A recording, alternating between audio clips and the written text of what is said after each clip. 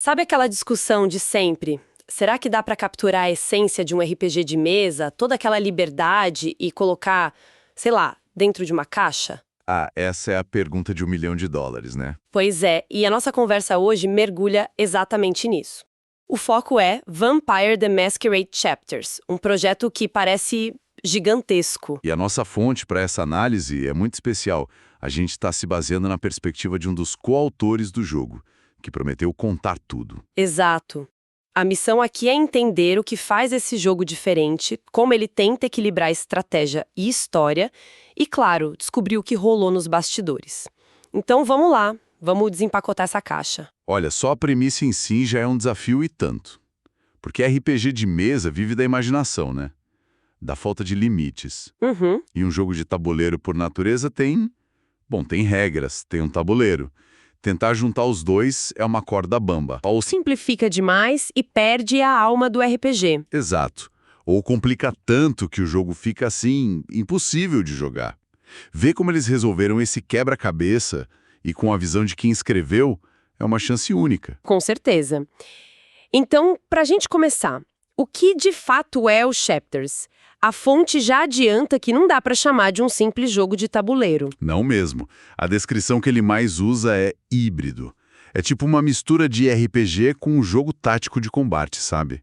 Tudo pensado para ser uma campanha longa onde seu personagem vai evoluindo. E essa ambição toda já aparece na criação de personagem, que é o coração de qualquer RPG. Sim, você escolhe entre vários clãs de vampiros e cada um dita um jeito de jogar bem diferente. Ele até dá uns exemplos. Quais? Então, Malkavian e Tremere são os clãs mais intelectuais. Ventru e Toreador são focados no social. E aí tem os Brujá e Gangrel, que são pura força física. Fora os outros, né? Nosferatu, os clãs de expansão. Isso. Ministry, La Sombra. Cada escolha já muda completamente o jeito que você vai ter que encarar os desafios. Isso só muito familiar para quem joga o RPG de mesa. É a sua classe. Mas como é que isso funciona na prática, no tabuleiro? Como o jogo flui? É aí que a coisa fica interessante.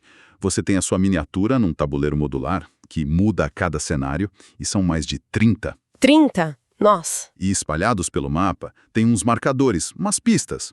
Quando você interage com um deles, o jogo te manda para um parágrafo num livro de história. Ah, tipo aqueles livros-jogo antigos? Exatamente. No estilo, escolha a sua própria aventura. Entendi. Então a parte da história fica nesses livros e a parte tática no tabuleiro. Perfeito. O livro descreve a cena, te dá opções de ação, de diálogo e muitas vezes apresenta um desafio. E para resolver o desafio? Aí você olha a sua ficha de personagem. Se for um teste de furtividade, por exemplo, você soma o seu atributo e sua habilidade e isso diz quantos dados você vai rolar. Pode ser um teste de ocultismo, de persuasão, é uma tradução bem elegante da mecânica do RPG para um formato mais direto. E essa estrutura com mais de 30 cenários. Isso dá uma liberdade imensa. A fonte fala de ruas escuras, esgotos, mas também de lojas de departamento, cenas de crime. A imersão parece fantástica, mas o que mais me chama atenção nisso é a rejogabilidade. Parece que ele foi feito para ser jogado várias e várias vezes. Com certeza. Mas o que eu acho mais genial é como o jogo usa essa variedade para quebrar expectativas dos jogadores. Em muito jogo tático, a lógica é simples, né? Tem um inimigo, você usa o personagem forte para bater. Uhum. O Chapters parece que foi desenhado para te dizer, pensa de novo. E aqui a coisa fica muito boa. A fonte dá um exemplo que ilustra isso perfeitamente. Um simples guarda de segurança bloqueando o caminho. Sim, a solução óbvia se você tem um Brujá no grupo é ir lá e nocautear o cara. Resolvido, né? A solução martelo, como dizem. Exato. Mas, e se o seu grupo não tem um Brujá? E se você tem, sei lá, um toreador, aquele vampiro socialite manipulador? O que ele faria? A fonte descreve que esse personagem pode ter uma opção de diálogo para convencer o guarda de que ele parece cansado, que ele merece ir para casa mais cedo. Ah, que genial! O resultado é o mesmo, o caminho fica livre, mas a forma de chegar lá é totalmente diferente e totalmente alinhada com o personagem. Isso muda tudo. Não é sobre ter a ferramenta certa, mas sobre usar a que você tem de um jeito criativo. Isso vale para tudo.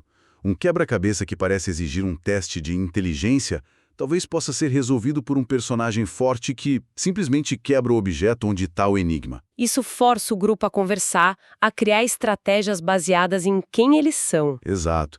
Não tem um jeito certo de fazer as coisas. Tem um jeito do seu grupo. Essa flexibilidade é fantástica. Mas e a história principal? O jogo te coloca de volta nos trilhos depois de uma solução criativa dessas ou dá para desviar completamente? Ótima pergunta. O que a fonte indica é um equilíbrio.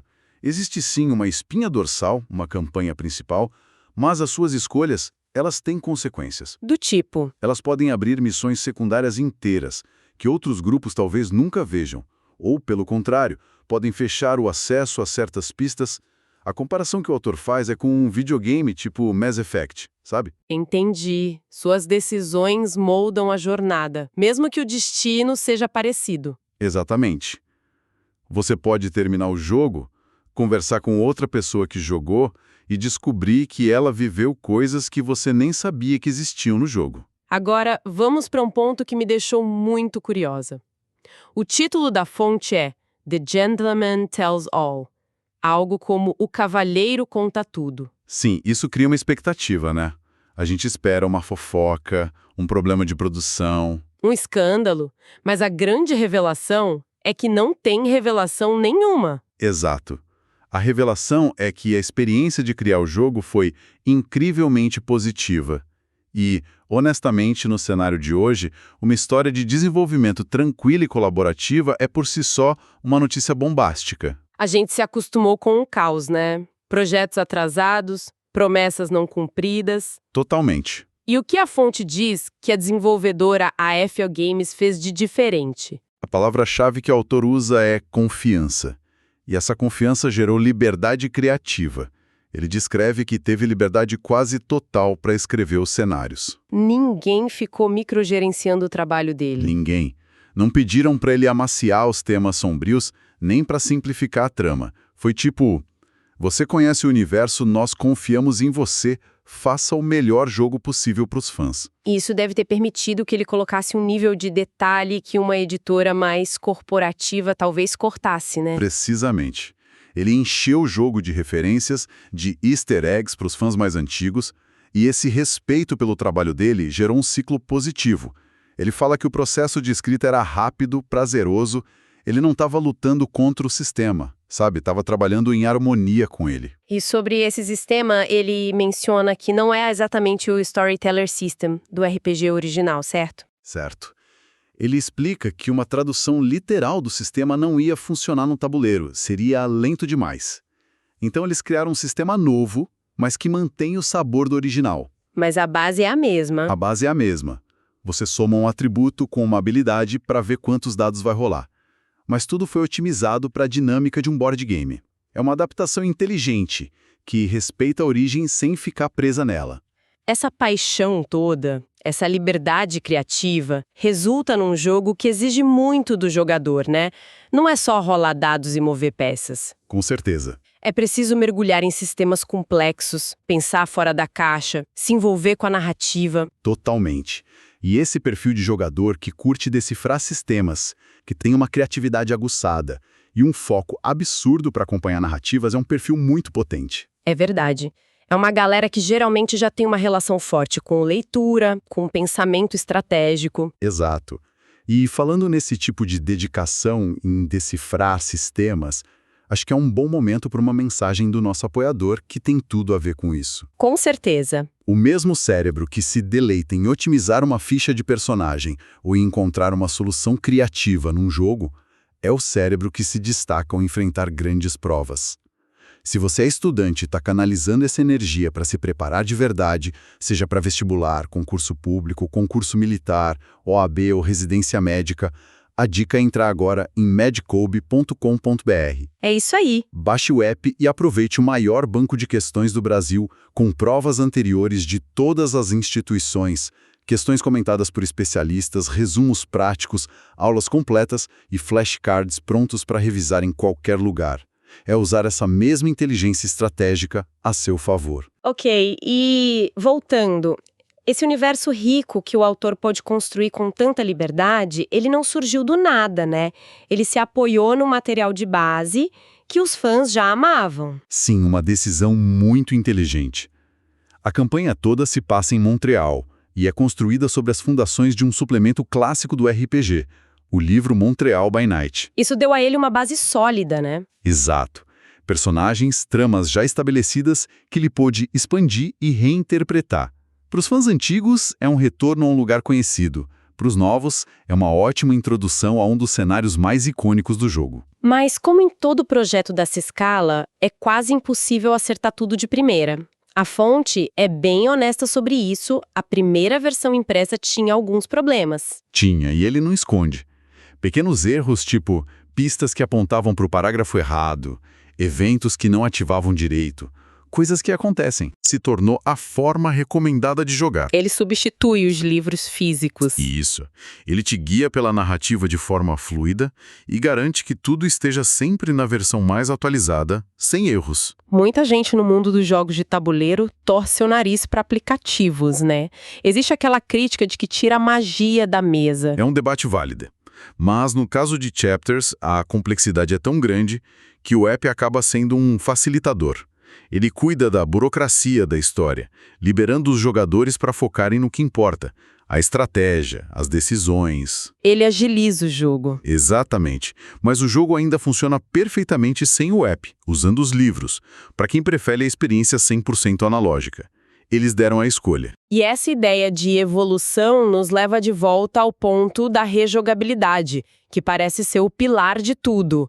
O autor fala de um mecanismo específico que me pareceu genial e um pouco cruel. Ah, sim, o conteúdo exclusivo por clã. Isso. A fonte explica que existem encontros, diálogos e às vezes arcos de história inteiros que só são acessíveis se um personagem de um clã específico estiver no grupo. Por exemplo, pode ter algo que só um Malkavian, com sua percepção insana, consegue notar. E se não tem um Malkavian no grupo? O grupo simplesmente passa reto.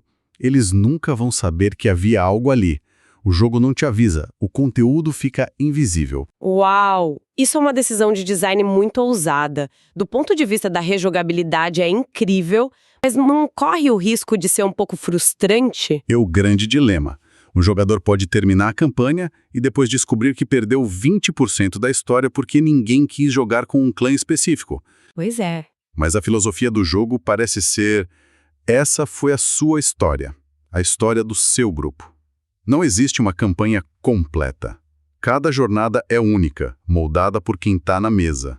É uma faca de dois gumes, então. Exato. Incentiva a jogar de novo, mas pode frustrar o completista. No fundo, reforça a identidade do RPG. As coisas acontecem, ou não, por causa de quem está na aventura. Então, se a gente for resumir, Vampire the Masquerade Chapters é muito mais que um jogo de tabuleiro. É quase uma plataforma de RPG dentro de uma caixa. É um ótimo jeito de colocar. A fusão das mecânicas, a variedade, a rejogabilidade com segredos realmente secretos e essa história de desenvolvimento tão positiva. Tudo aponta para algo especial. Um estudo de caso, quase. Sim. E para mim, o ponto mais interessante que a nossa conversa levanta é essa dança da adaptação. Eles tiveram que mudar as regras, simplificar coisas para que o espírito do RPG coubesse na estrutura do jogo de tabuleiro. E isso nos deixa com uma pergunta para pensar. Até que ponto uma adaptação precisa se manter fiel ao original? O que é mais importante? Preservar as regras ao pé da letra ou capturar a sensação, a essência da experiência? Chapters parece argumentar que a essência vale mais. Mas nessa tradução de uma mídia para outra, o que a gente realmente ganha e o que sabe? O que inevitavelmente se perde pelo caminho?